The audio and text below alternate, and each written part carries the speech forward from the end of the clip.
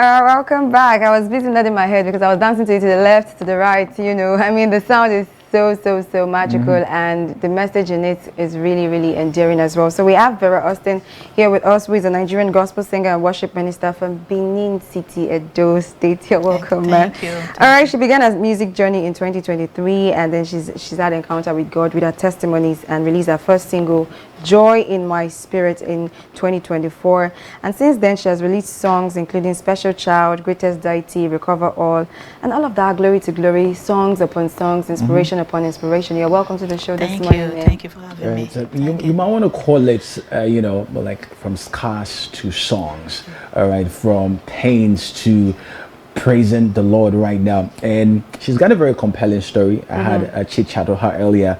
And she has this face of, when you look at her right now, she has this face of God has done it again. Yes. God is still doing it. And I just want to welcome you, Vera. Thank you. To the studio. Thank you. So real quick, you want to give us a quick background of who Vera is?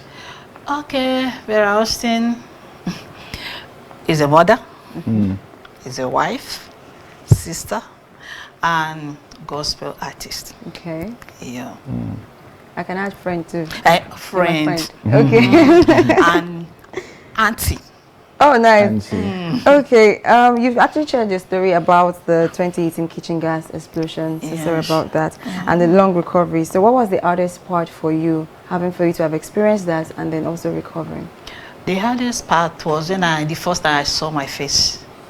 After like a year, I was seeing the monster. It wasn't my face, like everywhere, scars, and knowing like from child I wanted to be a fashion person. So from fashion, helpless. I was so helpless, but God took control. Thank God. So what point did you realize that, look, man, you can't do this anymore? You can't keep being sober. You can't keep being filled with depression. I mean, having a gas explosion. So I was just having a conversation earlier after we finished having that chit chat, and someone says, he just can't imagine, all right, anyone who survived, you know, a gas explosion. And we went back to the Sosoliso air crash and the only survivor and all of that, how it is. But your healing has been very miraculous. So what was that one point you told yourself and you're like, hey, look, you need to start healing, you need to stop being depressed? Yeah, it was the day I saw my daughter. Because the room I was staying, they never allowed her to enter there. And the day I came out, I saw myself. And I said, please, can you bring her? Because I've not seen her. They took her away from me like a year. So when she saw me, she started shouting like, who is this? You understand? Like, and I said, God, no. If anything happened to me now, this girl will not know me. She's just looking at me and shouting, who is this? You understand? And after that encounter, I just know that there's more to life. I have to live. God didn't keep me alive for nothing. There is a purpose. Brace up. After that encounter, I said brace up, because, okay, like one of my friend in Asaba, when this thing happened to me, he came to see me in the hospital. He was like crying. During my process of this, I had the news. He was opening his house and gas explosion happened. This guy is so big, like Gentle Jack. Yeah. The day my elder brother went to the hospital to talk to him, was like, I want to talk to Uchi. My name is Uchi. I want to know, how did she survive this? Because his own was just 2 hands like this. And he was crying like baby. He was like, how did you do this? Because my hair to my toe was burnt. I told you the story, how they said I should go and die at home. I was trying. He died. Yeah. So, but God kept me. Kept you. It wasn't me. I was a fragile person, but I don't know how he did it. The strength was just coming from him, because it was really painful. So we believe that nothing actually just happens. It's for a purpose, and it's really for effective good work for God. So talking about your encounter, the turning point, and we're glad you actually healed and, you know, from all of the depression. So you mentioned your encounter. What actually happened that night that changed everything totally? Okay, it was, you know, when I saw my face, it was really tough. I entered into deep depression. Like, I wasn't, why did you save me? I don't want to live. Because it wasn't me I was seeing. And the pains I was going through, you know, when you're in the hospital, at least sometimes they try to give you pain that will, drugs that will stop the pain. Yes, yeah. But when you're out of the hospital, it's paracetamol, and there are some drugs you cannot take unless you go to hospital. Of course, yeah. Like Ibobi became my second house. I'll go there. When they open my skin will follow this thing. I was seeing this bone, all this bone, they were out. Yes. So sometimes if I come, they don't want to open it. They have to cut from here, patch everywhere. Like I said, Jesus, this is not life anymore. The pain was much. I can't sleep. This is how I would sleep. Like for 6 months, I was sitting like this, even when they've discharged me. So when the encounter came, when I saw him, because my husband said, there's nothing we want to do again for you. We've tried to encourage, it wasn't working. So talk to him. Somebody that came to, he that came to have a purpose, you would have gone. If there's no purpose, why not just stop praying and talk to him? Not like, Father, just talk the way we are talking. And that was what I did. And he came. So when he came, we started, you know, like when you see sun, as I was saying, you see sun, but that sun, it has a face. Yeah. Very glorious face. He was looking at me, talking to me, but the mouth was not moving. I was hearing everything he was saying. So I was talking to him. Why do you, what is this? I can't even go out. The first day I went out, people were shouting. I ran inside the car. Like, I was like monkey, you know, cooked chicken. My brother used to tease me that time. Yes, they would say, my brother used to tell me, say, Uche, do you know you are like Chicken Republic? Oh, you no. know, because everywhere was burnt. Oh, no. He was not telling me, if this man decide to run, nobody will hold him. Because if na me, the way he put it, I'll pick race. If na me get you as well, I'll run. See, but I saw the love, yes. The care. At the end of the day, they say love always conquers everything. Yeah. That's You know, what really. sometimes That is your person and the right person. Sometimes I tell people, don't marry because of love. Marry because Marry because of compatibility. One, it's not, love is not all. Okay. Yes. Don't marry because you're beauty. You just marry this lady because he's so beautiful, or you marry this man because he's so beautiful. What if that beauty fade?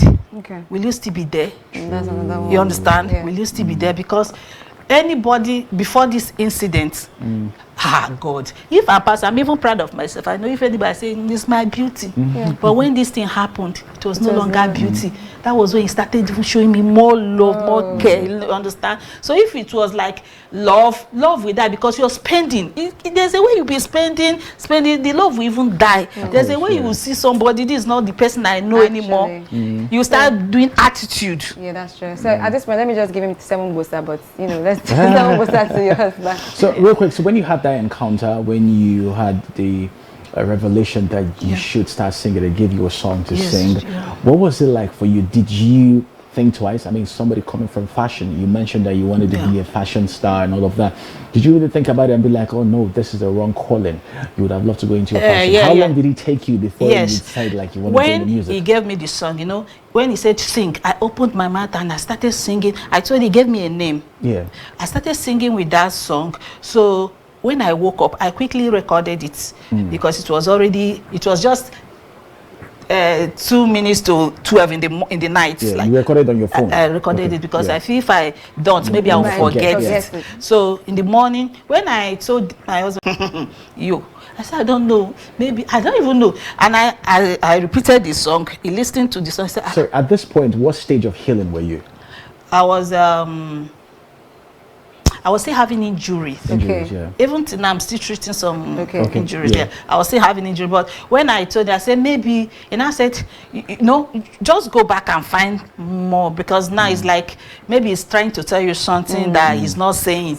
I said, okay. So I started praying. You know, sometimes I developed time for him. So he started talking.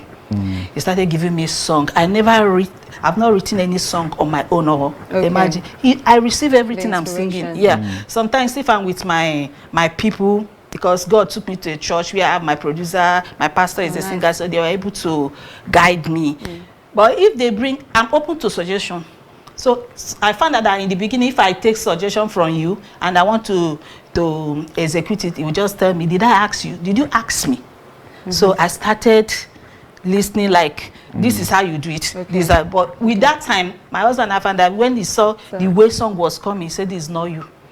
something It's an inspiration. is an inspiration. So It's something not bigger than anymore. you. So that means this is like your purpose and your path. And my voice started coming out. that's I don't have voice before, but started. Before you knew it. It was just Just kicking, coming yeah. out. Just like I was coming hearing the Yeah. yeah. So talking about the songs, right? You've done different covers. We have Recover All, Clay, Special out. I have Child. 10 singles now. So out of those 10 singles, I know it might be hard for you to pick, but which one was more personal to you out of all of the songs? Grateful Heart. Grateful Grateful Heart. Heart, Oh, of that's course, nice. yeah. And talking about you mentioned Victoria Orenzi and GC as influences. Yes. So looking at them, what lesson have you learned from them that has actually shaped, the kind of music? Okay, like Victoria, the way she ministers, I love it. Sometimes we try to bring in secular gospel, something to church. I wanted to do it. I was warned, but it's not that people that are doing they are not doing the right thing. But we go with the way God instructs you to do your own. So don't judge people. Like me, if I want to, there's one time I wanted to do this Grateful Heart. I wanted to go to a port, and